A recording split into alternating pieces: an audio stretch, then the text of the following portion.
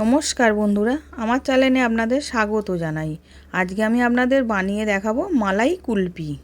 প্রথমে আমি একটা মিক্সিং জারের মধ্যে কিছু বাদাম পেস্ট করে নেব। কাজু বাদাম, আমন্ড বাদাম, পেস্তা গুঁড়িয়ে রেখে দেব। আর 4-6টা ছোটো এলাচের দানা দিয়ে দিলাম, খোলাটা দেব না। দিয়ে ওটাকে গুঁড়িয়ে রেখে দেব। এবার গুঁড়িয়ে রেখে দিয়েছি। এবার কড়ার মধ্যে 1 প্যাকেট দুধ দিয়েছিলাম আর কেশর দিয়েছিলাম, দিয়ে ওটাকে ভালো করে ফুটিয়ে নেব।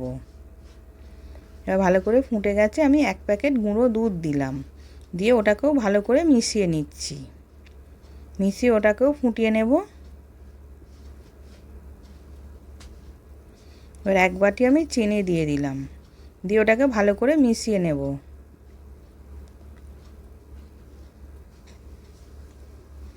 এবার বাদামগুলো গুঁড়ো করে রেখেছিলাম ওইগুলোকে দিয়ে দিলাম, দিয়ে ওটাকে নেড়ে ভালো করে ঘন করে নেব।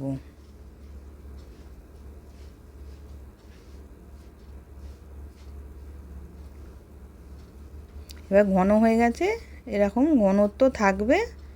এবার নাবিয়ে নিলাম, ঠান্ডা করে আইসক্রিম মোল্ডে ঢেলে নিচ্ছি।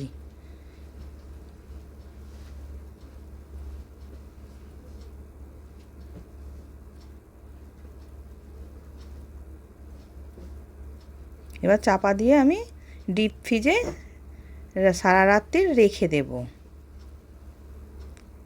এবার তারপরের দিন আমি দেখাচ্ছি।